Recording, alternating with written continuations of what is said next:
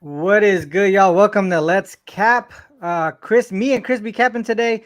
We might have some other guys join us, but there's some camera issues going on. So we'll see if Wham comes back in. I'll see Mitch might be in here, but I don't see him in his camera either. Something's going on, but we'll likely have some guys join us here. But Chris, I know you had a good day yesterday. Talk about what bets you had going on, and what are you expecting for today and what we this weekend as well. Yeah, I see. Yesterday was a pretty good day, man. 2-0 day yesterday. I know we were both on the cab, both on Mitch, my guy Mitch. What's We going were on? both yesterday on we were on the Sixers at home, and that was an ugly one. I see they weren't covering that game until they covered that game, if you know what I'm talking about. So Yeah, no, they for did real. cover the 4 though. I know a lot of people got the 3.5 as well, and B, you could tell he was sick and wasn't 100%, but they were able to find a way to win as we anticipated, not the way we anticipated, but they won. And then also OKC plus the 2. They did everything they could to lose the game, but they did cover the plus 2. So if you got the line early, you won that one. I talked about that one on the morning show yesterday as well when I gave it out. So 2-0 day yesterday. Looking to build on that and finish the rest of the NBA season strong. I said it yesterday on your show. I think the boys are about to separate themselves from the men will separate themselves from the boys here.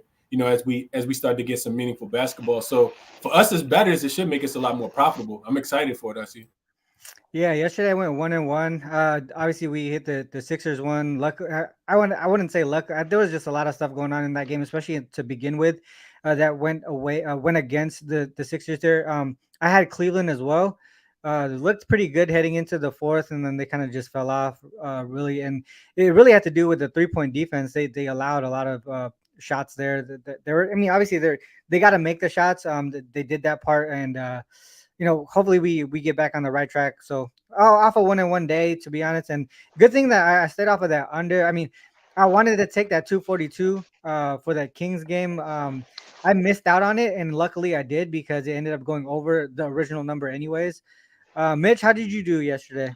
I went 3-2 yesterday. Hit my nice Brogdon points ladder. That was a big one. That one helped me out big time yesterday. I was with everyone on Sixers. Sixers. I had Raps first quarter, and Brogdon, and then the two that I missed pool assists, and I missed Kelly Olynyk by the hook. He was at a what was it, 22. I had my 22 and a half. And the worst part is I was looking at it the night before and it was at 21 and a half. And I was thinking about it. I was like, I like this. I think I should play this. And then I waited till the next day and lose by the hook. So, hey, it's the way it goes. Yes, sir. Wham! Thanks for joining. I know you had some camera issues there. Whew. What do you got going? What did you have yesterday? How'd you do? Oh man, I had a terrible day. It's best way to start 0-4. Every bet Oh, that I damn. had official loss. Obviously, I had some things that were smaller bets that came through. Yeah. SGA showed out for me. I had the over as well.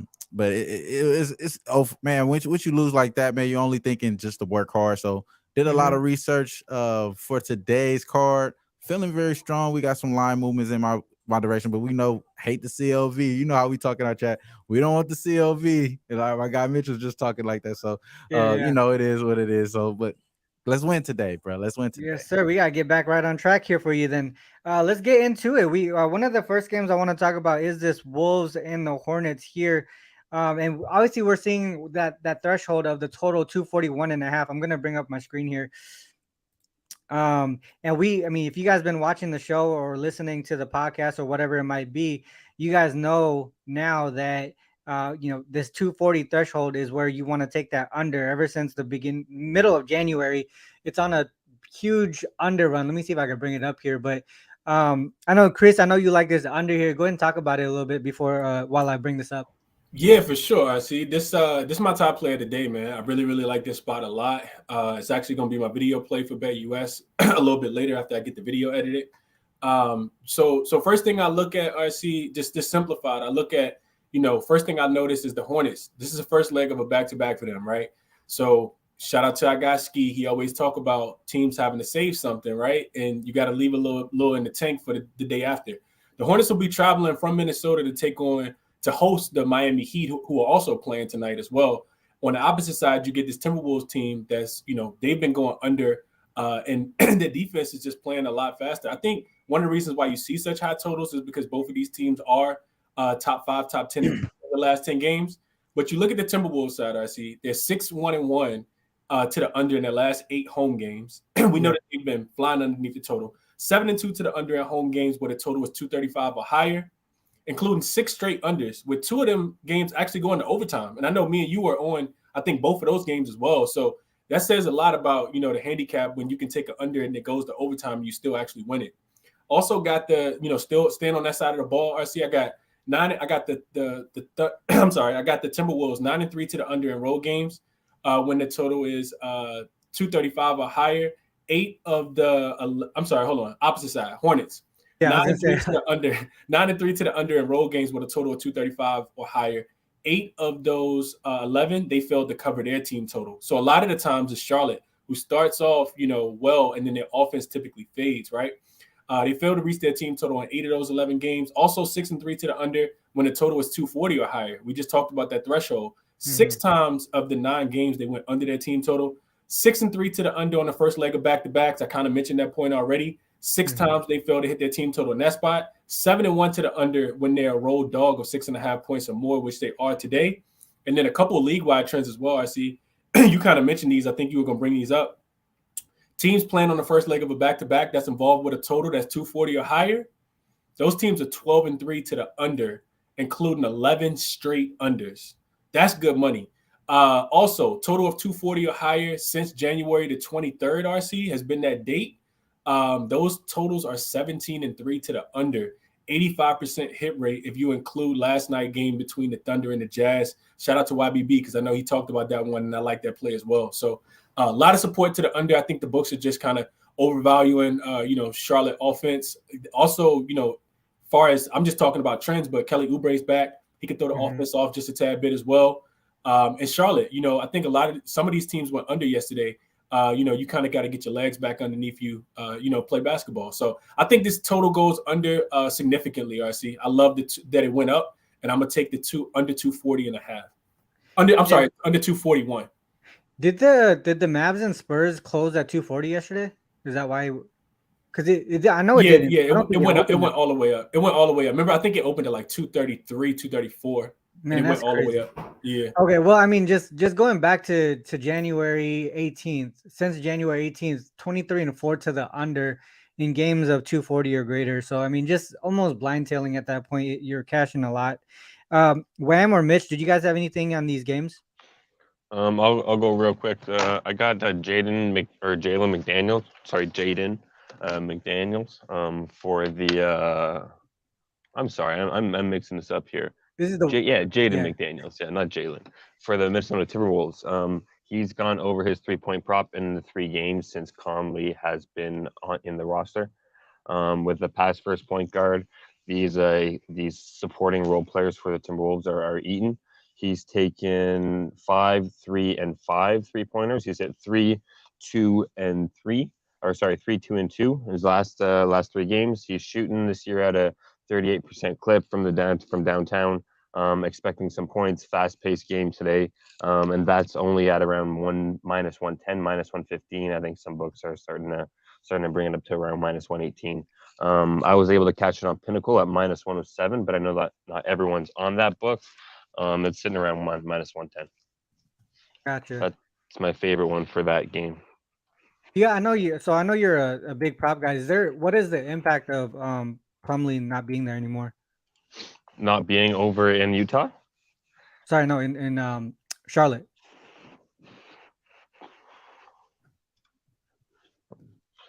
Sorry, what? He's talking about like how Plumlee, like his impact. Plumlee. I heard Conley.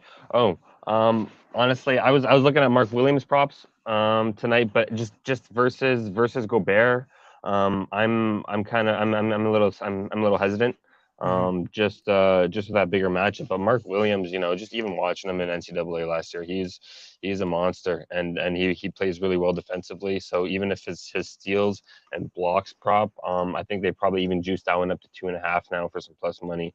So always worth a look. But I'm not on anything. I haven't done any research. I'm not going to go out and tell you guys to take anything that I haven't looked into too much. Solid. How about you, Wham? Anything on the Anything on this game here?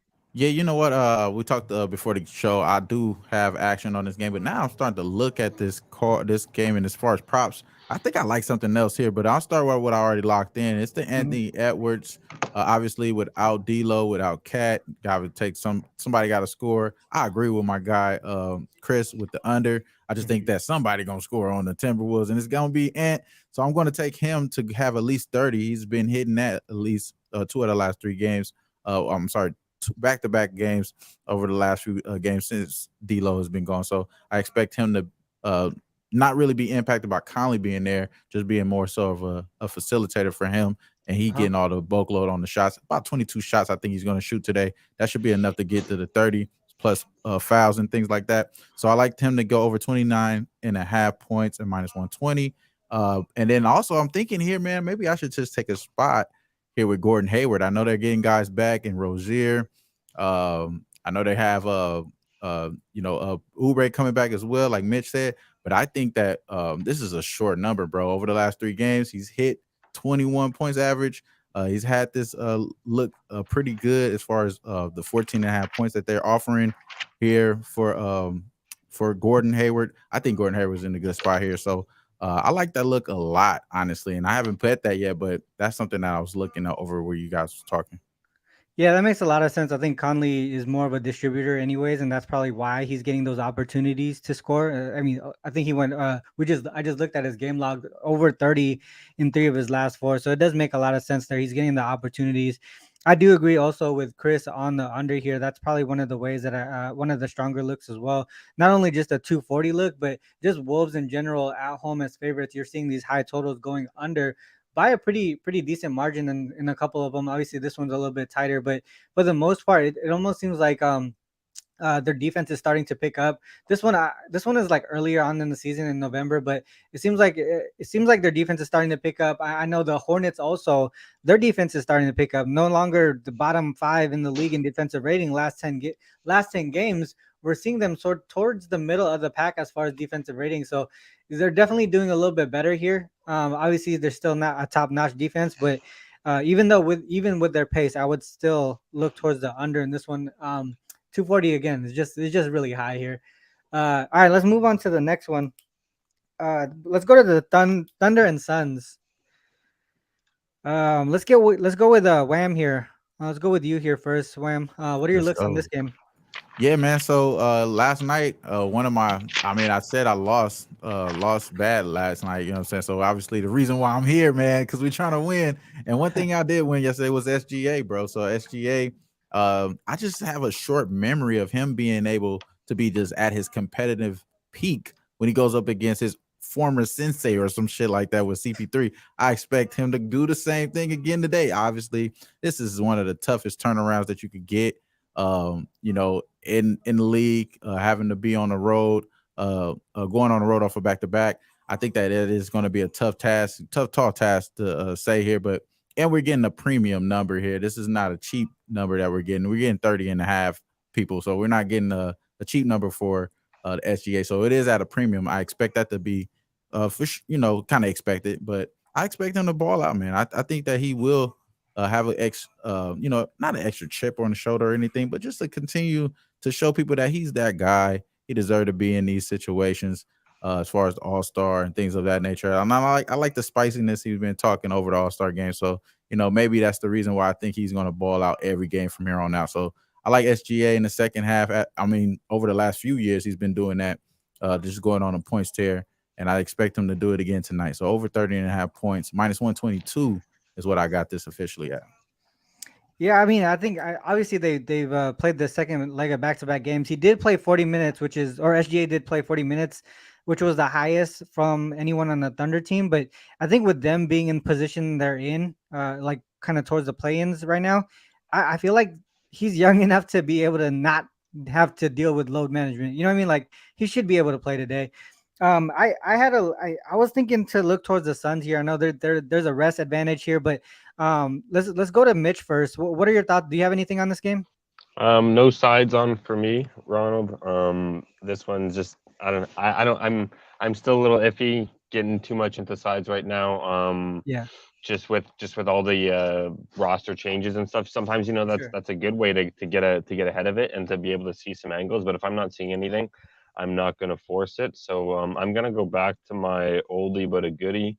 I know that the Suns are, they've got a pretty slow offense and don't turn the ball over too much. But I'm going to go back to Jalen Williams over 1.5 steals and blocks. It's sitting down to -20. The last 2 games, it's been sitting at -50. -150, and he has not hit. He's only picked up 1 stock in each of those games. But before that, he was on a streak of 12 or 14 games, and he made me a lot of money. So I'm gonna stick with Jalen Williams over 1.5 steals and blocks, and yeah, that's where I'm going with in this game. Yeah, I know, Wham. I know you got another prop on this one. I think you were looking into, right? Yeah, man, I kind of forgot about it. It's the layup boy. That's why I forgot, man. It's the boy DeAndre Ayton, the layup no dunk Don. I would like to call. I expect him to get rebounds. So we know how bad this team has been as far as rebounding the ball as far as OKC. I like that the guys are going. A lot of the guys that were taking up some of the rebounds from some of those guys are going. Obviously, Okogie could be doing that again today. I wouldn't be surprised if that happens. But I think he gets to 11 to 12 rebounds. So I did lock in him to get 12 rebounds. Him having over 11 and a half rebounds for Aiden at plus 100. I like that look a lot. I like it all the way up to 14 rebounds, which is at plus 220. So I like it all the way up, ladder up to there. But I expect the layup boy to do it today, and we know how bad OKC has been on the rebounding side of things. So I expect him to have that advantage tonight. Yeah, for me on the side and side and total aspect, I was looking towards the Suns here and also towards the under. Here's just one thing before we go get Chris's take. One thing that I saw with the Thunder Suns here, they do take advantage of rest advantage. Suns against teams on the second leg of back-to-back games, 9-2 straight up, 7-4 ATS. I did look into games with specifically same angle, but specifically with Booker in there, they're 5-0 straight up. I know 3-2 ATS isn't super strong, but for me, when I see a favorite in this spot and this angle, I really want to make sure that at least the team wins. That puts them in position to actually win. And I think with Booker here, and also coming off of the All-Star break, and also just the amount of minutes that the Thunder did play yesterday, or at least SGA did play yesterday. For the most part, I feel like there is that advantage, an extra advantage for the Suns here. 4-1 to the under as well. That also points towards the under. But Chris, did you have any other takes on this one? I would look the way you're looking, RC. I think this value, especially now that the line's kind of moved, RC. This line was at 7.5 last night when I was watching the Thunder game against the Jazz. And then immediately when it went to overtime, it went up half a point. So it went up from 7.5 to 8. Yeah. Now you see money kind of coming back in on OKC in this spot. So it's down to 6.5. I see it on some books right now. And I think that does present some value. The way I see the game kind of going, RC, is that, if OKC does come out and, kind of keep it close early, I think that they kind of run out of gas. I know it's only their second game after the All-Star break, but they did go to overtime last night. And you're traveling from Utah, right, where you're having to deal with all that, elevation. Phoenix Suns been sitting at the crib just kind of chilling. So I looked at some of the similar things that you looked at, RC, just didn't get there to the window. I got the Suns at 5-0 straight up, 4-1 against the spread as a home favorite, playing teams on the second leg of a back-to-back, winning those games by average of 17 points. I got them 3-0 straight up and against the spread as a home favorite, playing against losing teams that's on the second leg of a back-to-back as well, winning by about 22 points in that spot, RC. So that's one of the things I had pulled up. But if you add in that they're playing against a team that has a losing record in that spot as well, the trend gets a little bit bigger. We know the Suns typically protect home court, man. So for those reasons, I like the Suns today, RC. And the support that I felt on the Thunder to fade the Thunder, 0-3 straight up, 1-2 against the spread as a road dog on the second leg of a back-to-back, losing by about 9 points. So those are the reasons that I had for kind of wanting to fade the Thunder, RC. Yeah. And then one more thing, RC, real quick. So league-wide trend, since 2015, teams that are road dogs of 8. Well, they were road dogs of 8 points or more, coming off an overtime game on the second leg of a back-to-back that aren't playing in the same gym. 0-6 straight up, 0-5-1 against the spread. So I know that was a lot. That was a lot, RC. But I can actually post it down here at the bottom for you because I did save this one. If you wanted to bring this one up for the viewers, yeah, put that in the private real quick, and then I can put it in the chat. Hell yeah, put that one in there. Yeah, so, yeah. I was you know me, RC. I'm always just trying to look at the spots for these teams, man. So immediately after that game, that was one of the first things I looked at. I think when you think about, last thing, I know I'm being long-winded, RC, but I think when you think about, just the way that these two teams kind of play. I watched that OKC game last night, and I watched them lose to the Jazz. They really threw that game away because they couldn't rebound the ball. Like in the fourth quarter, they just got out-rebounded left and right. Lauri Markkanen, Walker Kessler, Kelly Olynyk was down there getting rebounds. Phoenix is a much better rebounding team than the Utah Jazz team that they played last night. Phoenix is the 11th best team as far as rebounding the ball. And I think that, that's going to be one of the big advantages that Phoenix has in this game is that they're going to be able to rebound the basketball. OKC tired legs with the overtime game last night. I would only be able to look towards Phoenix, but I didn't lay the number with them, Marcel. Here's I know you mentioned some trends that kind of back the like to fade the Thunder, right? And but the one thing that I want to mention here is after OT, right? Obviously, this looks like it should back the Thunder here. 4-1 straight up, 4-1 ATS, 4-1 to the over. But what I want you to specifically look at is a similar situation here where the Thunder are on the second leg of back-to-back games. The only other situation was against the Rockets here. They ended up losing that game by 13 points to the Rockets. I mean, and also that's the only one that was on the road as well, which is another, like, again, a similar situation here. A second leg of back-to-back games and on the road following an OT game. That ends up being the only situation there that is comparable to the Suns. And if you're going to lose by double digits to the Rockets in any situation, that's a pause. You know what I mean? So I think that would be the way that I look, is really towards just the Suns and the under in this spot here. Another thing to mention, I did mention earlier the Suns against teams on the second leg of back-to-back games, but another thing here with the Suns against where I said they take advantage of the rest advantage, how they do well against teams on the second leg of back-to-back games. They also do well against teams coming off an OT game. 2-1 straight up, 3-0 ATS. The one that they failed to win, they still covered, but they lost here. They didn't have Booker. They were also on the road against a tough Cavs team who obviously do well at home. So I trust the situation that the Cavs are able to take care of business tonight. That would probably be the way that I go. Yeah, the Suns are. You said Cavs are. Sorry, yeah, my bad. Suns, yeah. I kind of want to pause towards the under, but I still lean that way. But yeah, I gotta think that the Suns get it done. I know 7's a lot, especially with the Thunder being so good as road dogs. It's just a certain situation here. Second leg of back-to-back games on the road and all that stuff. So, RC, real quick, RC. I think this is important to mention to viewers as well, because I think we probably all agree that if the Thunder gonna be able to keep this game close, it's probably gonna be because they're doing it in the beginning of the game. So maybe you even wait and take them live, because you'll probably be able to get a better number on the Suns in this one live at halftime. Yeah, that's actually a good point. Yeah, and then I think LJ here mentioning the under in the first half. That also makes sense. Look at their first quarter in this spot here specifically. Just seeing it right off the bat. All right, let's move on to the next one. I think the next one was going to be Clippers Kings, I believe. Did any of you guys have a take on this one? I know obviously the biggest thing here is they announced Westbrook is actually going to start. That's another thing. And also Zubac is out, and then Plumlee is going to be there to take his spot, which I feel like those two guys are pretty comparable. So I don't know there's going to be a drop off from the center perspective, but it's going to be interesting to see the impact of Westbrook going directly into that starting lineup there. But I do want to take your guys' input here. Mitch, you have anything on this one?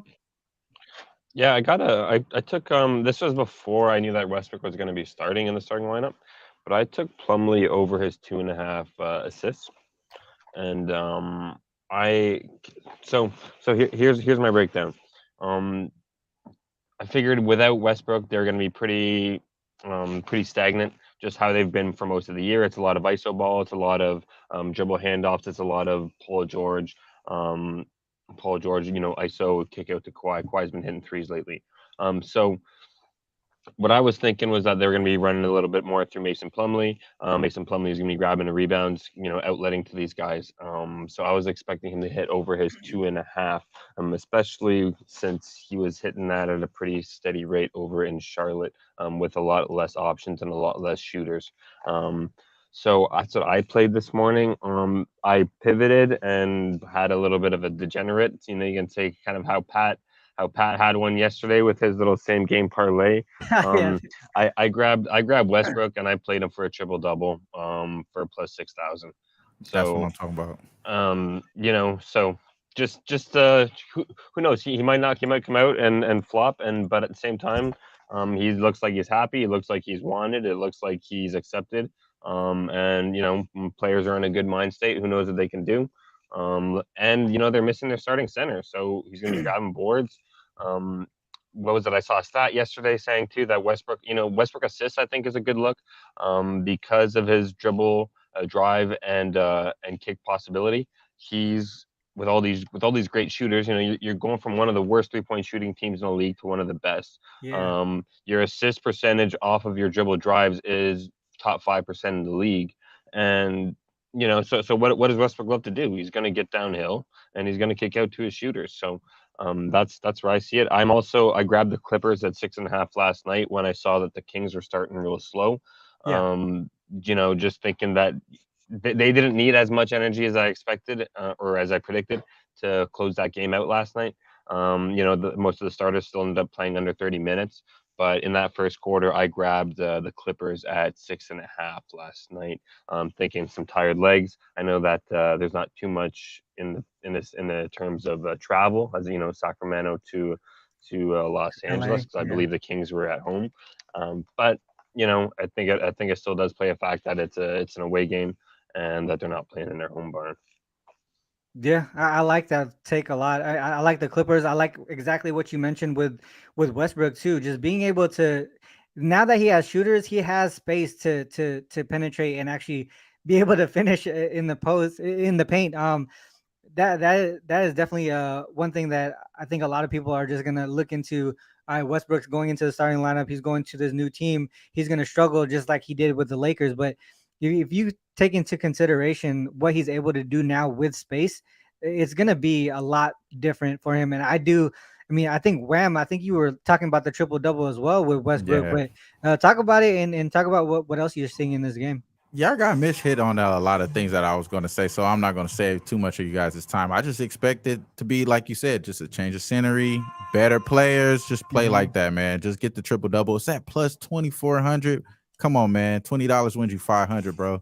I put that in as my boy was talking. I told you guys I was leaning that way.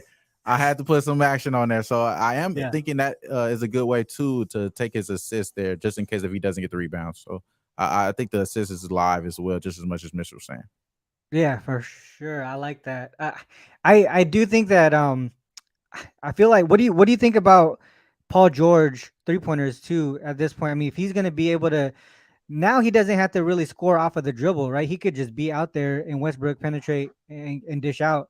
Is that something that you guys would look at as well from a prop perspective?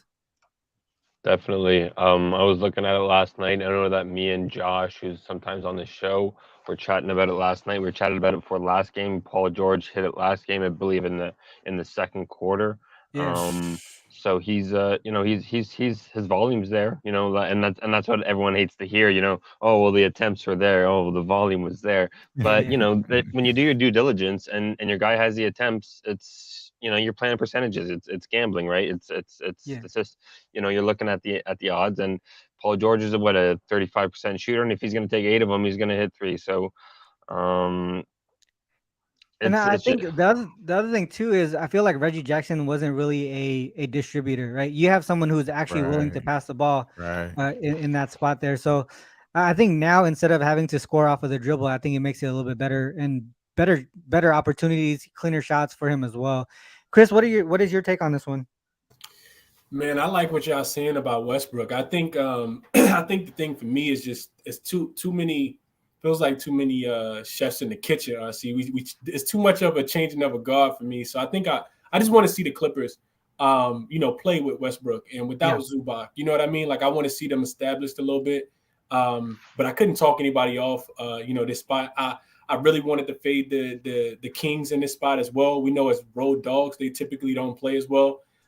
Just a lack of offense. 3-12, 12-3, I think, to the under when they're road dogs. So the offense typically falls off a cliff where they typically play a lot better at home. But it's a short travel. I know Mitch mentioned, a lot of the guys didn't have to play too many minutes, even though they were getting thrashed early by that B team for Portland last night. So I didn't play anything in this one, RC, but if I had to play something, I'd probably be sprinkling on that triple double with my guys for Westbrook, or just probably playing his assists flat out as well. So I'm not sure what Ty Lue's going to do, what his minutes going to look like, what it's going to be, an adjustment period. I do think that, to their point, typically when you have a point guard that's coming to a new team, they want to, please their teammates. They want to, find their guys.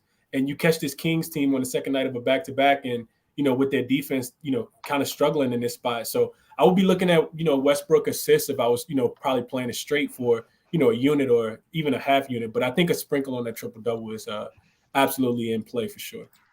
I like it. I mean, one thing that you just mentioned here is the Kings as road dogs, right? 12-3 to the under in that spot. Combined average score 227.2. And one thing that about the Clippers that we know is that when they're at home, they're a very strong under team, right? Obviously, I see Wham mentioned in the chat there that Russ might have the pace up, but at the same time, there's still that adjustment period, right? There's still an adjustment period to this offense. Both teams might struggle, but I still think that the Clippers still have enough, as well as their bench. I mean, they're a lot deeper team now after the trade deadline. Even though they gave up some pieces, they still are a very deep team, and even without Zubac as well, they're still a deep team, especially from the guard perspective, guard and small forward. Anything but center, all those positions, they're all pretty deep, and that's one thing that a lot of teams can't do is stay with the Kings, and the Clippers should be able to. But if I expect both teams to struggle offensively, I would think that under is in play here. What one other thing to mention here is with the Kings on the second leg of back-to-back games. I got a question for you when you get done. I see what you're bringing. Go ahead. No, go ahead with your question. Okay. I mean, go ahead with this. I want to see what you got. So we have Kings on the second leg of back-to-back games, right? 5-4, 5-4. But if we say that they're playing a team against a team with a winning record, it goes down to 2-2 straight up, 1-3 ATS. The other thing to mention too is the one game that they did cover was the first game with Kawhi and Luka together. So they didn't really have that chemistry at all yet. This was when they kind of struggled to close the game out strong, the Mavericks. So I mean, obviously they did cover that game, but at the same time, they still also failed to cover against other top teams like the Nuggets and the Sixers here. They even lost and failed to cover to the Hawks in this spot on the road. And then the other thing to mention here is the Kings. I know Mitch touched on the home to road. I know it's not a huge travel spot, but it is one, right? So if I look at previous home and then now they're the road dog, they're 1-4 straight up, 2-3 against the spread. If you look at the last three games, they lost by double digits to Bucks, Grizzlies, Suns, and Clippers. I would say would be up there with these teams in this spot. So I'm expecting the Clippers to win this game here. Other stuff to mention: Clippers against. I'm gonna bring up Spodevs here for this one, but Clippers here, and we go to they're playing a team on the second leg of back-to-back games. They're 5-1 straight up, 4-2 ATS, 4-2 to the over. So that doesn't support the over, but I'm trying to focus on the Clippers side here. But Clippers on the second leg, going against teams on the second leg of back-to-back games, they're doing well there. But if we add that Kawhi is in, he missed a lot of games this season. They're 3-0 straight up, 3-0 ATS, winning by a pretty huge margin on average here. So I can only look towards the Clippers. Obviously, this does not support the under. But those would be the ways that I look on this one. What were you thinking, Chris? So I see it's funny because I had that same exact query pulled up, but I had them just in the home games because that last game, one of those games I think was a road game, but I was looking at that same exact trend. And what my question for you, RC, was, do you think that if you want to stay away from the spread, do you think you just play the Clippers team total over in this spot? That could be it. What's the number? It's 122.5 with the Kings playing at such a fast pace. And we think that, the Kings should still be able to score. Their team total sitting at 115.5. They typically struggle to score on the road. We know they only average about 110 points. But is this a spot where we just take the Kings team, the Clippers team total over 122.5? What you think? I see it's juice. Well, not juice, minus 112 right now. I mean, that could be the case, but I also feel like there's still that, like I said earlier, that transition point, right? Where they might struggle offensively, but their defense typically shows up in this spot. So if anything, maybe the Kings team total under versus the Clippers team total over if I go in that route. But I just overall feel like it would be either the Clippers on the spread or the under as a whole, just because it's already steamed up so much, right? I was going to ask you about that too. I see it opened at 227.5. It's all the way up to 238.5. So it's moved. Yeah, we're seeing 238.5 at some books. It's getting to that point where you want to go down, take the other way. So, yeah, I don't know if I want to go towards the team total for the Clippers side, but if I do mess with the team total, it would be towards the Sacramento Kings under if I go that route. That's just what I think. Anything else to add, guys, on that one? No, I was gonna go kind of thinking like Chris, man. Maybe taking the team total over for the Clippers here. I think that I think Russ maybe increasing the pace for them, and maybe no Zubac is a blessing there because he's a little clunkier than Miles. Miles is gonna be able to run. He ran with LaMelo. He could damn sure run with Russ. So averaging 118 points as well over the last 3 games. So they damn sure capable of doing it, especially with better shooters like we were talking about for Russ as well. So. I don't know. I haven't bet that yet, but I'll be looking. Maybe it's a later game, so we got a little time. Yeah, for sure. Question. Hey, Ronald, what was that opening line again? 231.5. So would you take the over if you saw 231? I probably would have, to be honest. But I mean, when I see Clippers at home, I never really, I wouldn't bet it. You know what I mean? But I would probably lean that way. But if you look at it deeper and you look at all these other instances of what's going on, a lot of things still pointing towards the under. I mean, just look at one thing that Chris mentioned was the road dog situation, right? They've been in that spot multiple times and they've gone under. Let me bring that up real quick. Yeah, definitely. It's only you can only play the under now. You can only play the under now, but I played the over 232.5 last night. So you did? So that's why. Yeah, I mean, it makes sense, right? Like so now if maybe like Webb says, that's CLB. So maybe I'll have to get in on the other side and hopefully it lands in the middle. Well, if you take 232.5 and it's at what 2, I can get a 238 right now. So if, I've got 6 points. I mean, like, wouldn't you just want to take an alt line under and just hedge that way and just get Yeah. I mean, you would. It won't be obviously it won't be a lot of money, but it's risk free. Yeah, if you do it that way. Yeah, and maybe I'll get greedy and do like a under 235 or something and give myself a little window. Exactly. That's a good look, though. All right, let's go. We got one more that I think Wham. I think you wanted to talk about this one, the Bulls game, right? Yeah, let's talk about it. Let's see here. I didn't actually look into this game at all, so I'm gonna rely on you guys on this one. What is your take on this game here? All right, so this may be a little bit, obviously coming off the break, you don't want to use too many of the numbers that happened prior to the break. Two different teams almost, two different motivations. But one thing we do know is that the Bulls have been showing some sort of defense recently. They have been pretty good on the defensive end, one of the top defensive rated teams towards the end of the break. I kind of expect them to do the same thing and keep that same slow pace that they've been rocking with pretty much all year long. And then they're going up against a team that got a lot better defensively just when you get KD out, now you get really good in defense. You can really rebound the ball. I think that this team in the Brooklyn Nets are going to continue to lock down the wings. The one thing that you have for this team, for the Bulls, is just a lot of, Levine, DeRozan, guys that are going to be susceptible to the long length of Mikal Bridges, of other guys like Cam Johnson, Ben Simmons. I think those guys are going to play pretty good on the defensive side of the ball. So I locked this in early just with that mindset, along with the recent stats. I was just thinking that this is going to be a good time to take the under. And it's the line's moving forward with me. I got it at 225. I think we're seeing 223s or 222s and a halves as well. So I think that we could see I think it's still value though, because I expect them guys to, go under 220. Maybe not even 100. Maybe one of these teams, might not even see 100. You know what I'm saying? I think it's going to be that type of defense. And then, the Bulls are very underwhelming, bro. Like I don't fear anything on them on the offensive side. And yes, they got a great acquisition in Patrick Beverly. Obviously, I hope he's shooting out there. You know what I'm saying? So, I like the under a lot in this game.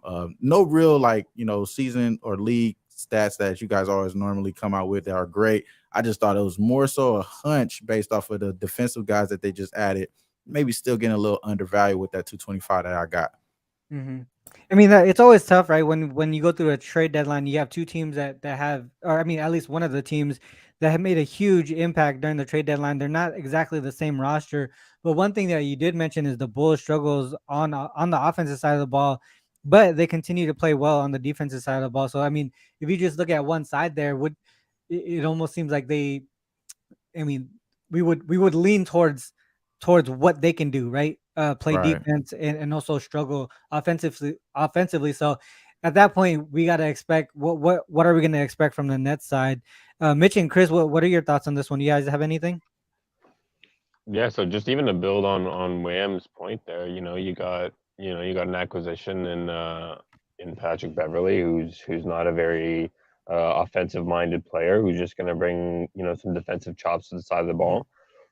He's not gonna speed the game up at all.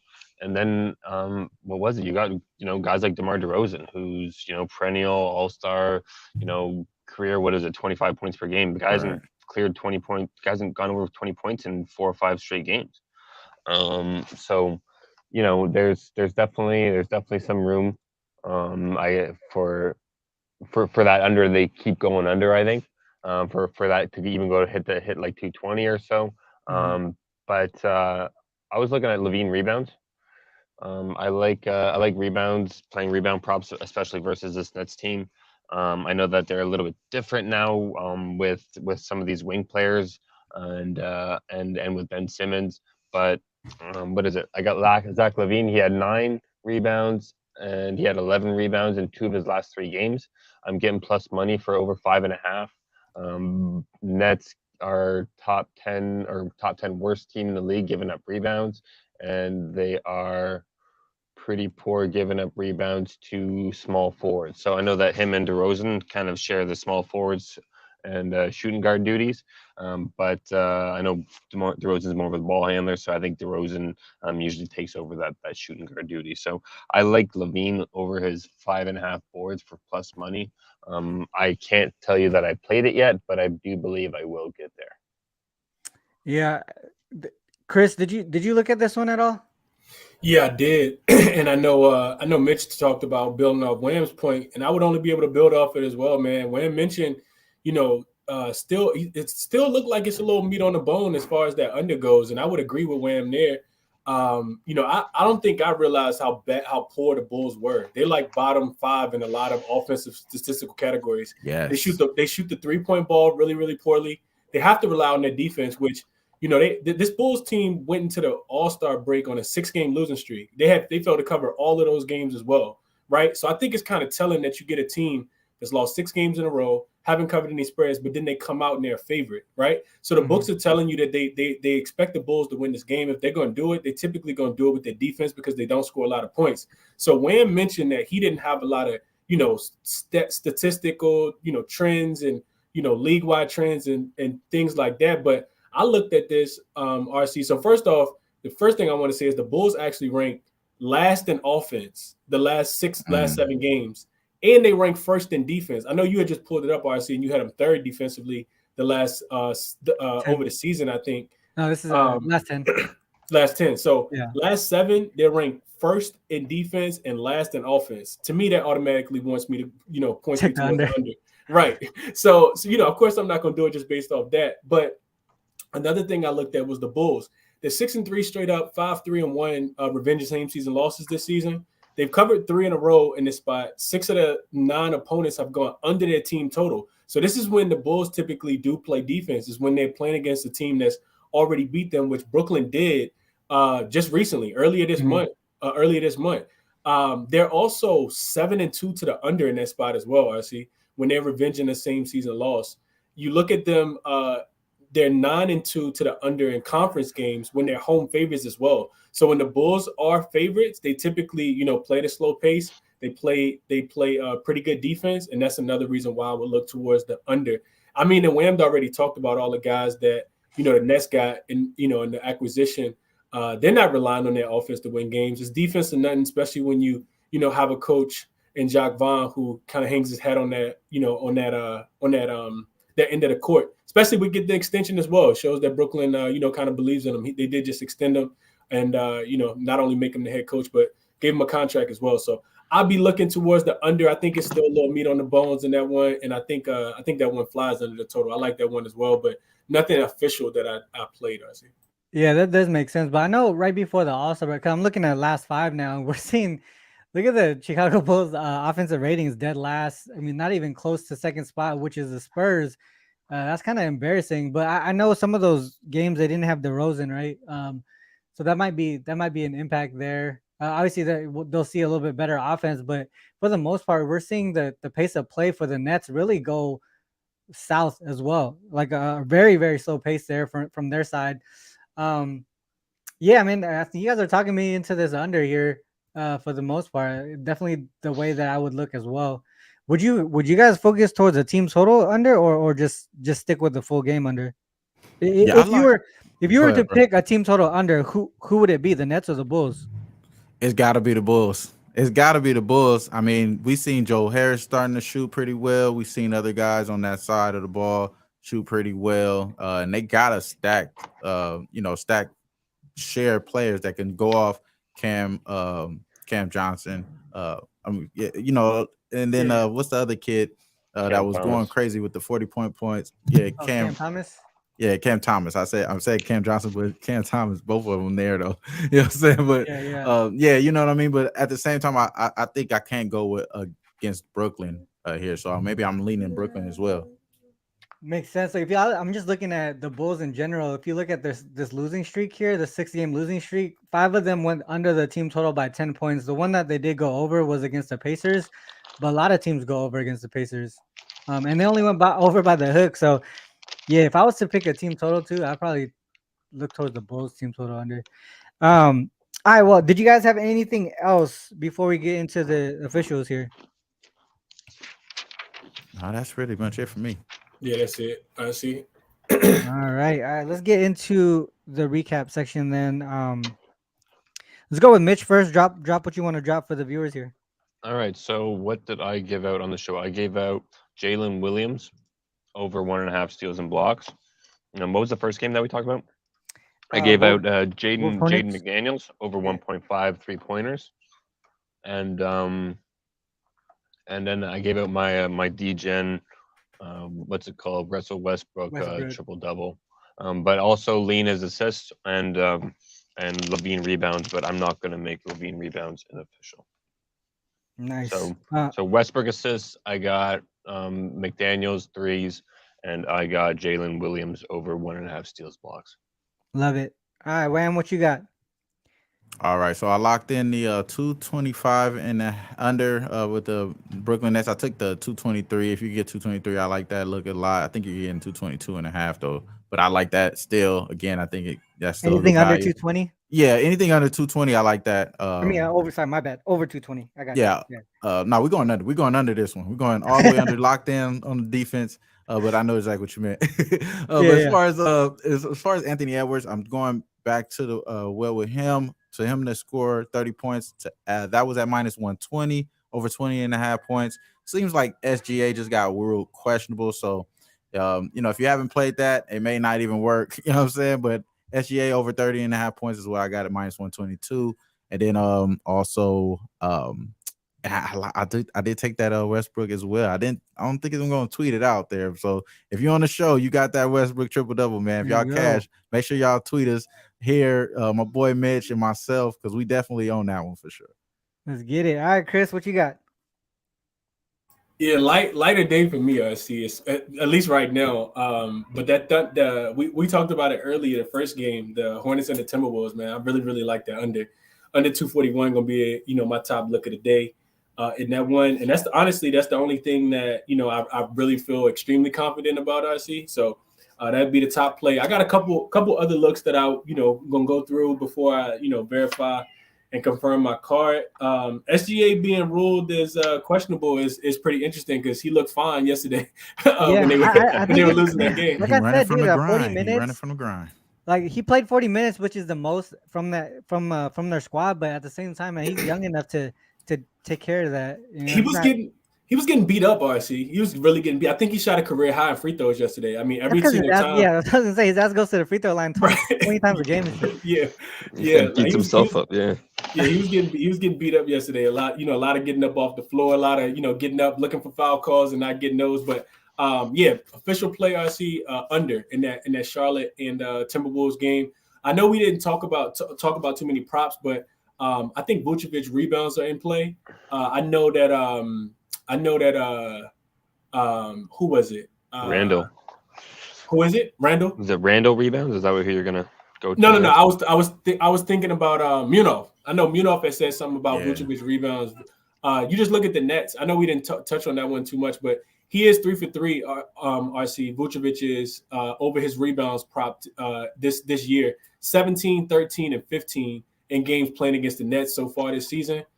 In 9 of his last 9 games played in February, he's 7-9 as well, covering the 11.5. I think some books have it at 12.5. And in the last 7 games since the trade took place for Brooklyn, they're bottom 7 rebound percentage team. Chicago is top 6 rebound, and a lot of it is due to Vucevic. So I like Vucevic rebounds as well. And then also looking really, really hard at Jordan Poole. His points plus assists absolutely got to be in play today against the Houston Rockets team that does not want to win. They're for people who don't know, their owner was at Mardi Gras last week, RC, and they interviewed him, and at the end he said, we're praying for Victor, right? Which to me is a clear indication that I don't think the Houston Rockets want to win another game this year so they can get the most ping pong balls. So I absolutely think that this team, just kind of lays down. I expect, if we think that, I think there's a correlation. If you think that the Golden State Warriors are going to be 10-point favorites on a team that doesn't have Andrew Wiggins and that doesn't have Steph Curry, you have to be looking at Jordan Poole to go over his props, especially after laying a dud last night at LA. Mm-hmm. So I like him to go over his points plus assists tonight, but not anything that I played officially yet, RC. But those are my 2 favorite player props, him and Vucevic rebounds. The Timberwolves and the Hornets under is an official play for me. All right, for me too, I do like that. Hornets and Wolves under 241.5 is what I'm seeing now. I would probably take that. I don't think that's going to go any higher. I think we're going to start to get a little bit of the under pushback there. I do like the Kings and Clippers under at 238.5 as well. I think we're going to get some buyback there because they went from 231.5 to 238.5. So I would probably take it there. I don't think it's going to go any more higher. I do like the Clippers minus the 7 as well. And then some of the other leans that I was looking at, where's my list? Sorry. The other leans I was looking at, I was leaning towards Atlanta, leaning towards Phoenix there. Ever since they announced SGA as questionable, it did move the line 1 point towards Phoenix because it went from a -8 to -7, and now it's back to -8 with the questionable news, and also it's come down 1.5 points on the total, so it's down to 229. Well, actually more than 1.5 points. It's down to 229 on the total there, but I do lean towards Phoenix there, and it's still towards the under as well for that one. I think that would be. it as far as leans. But I do like, so I haven't. I think I'm gonna take the Clippers for sure. I think I'm gonna take the Clippers Kings under at 238.5, and then the Hornets Wolves under. I'm gonna look into the other one still though. Hey, just a quick build on that Vucevic. I was just looking last 7 Brooklyn Nets are top or worst fifth worst team in the league giving up rebounds to centers. 17.5 rebounds per game to centers. Like it. All right.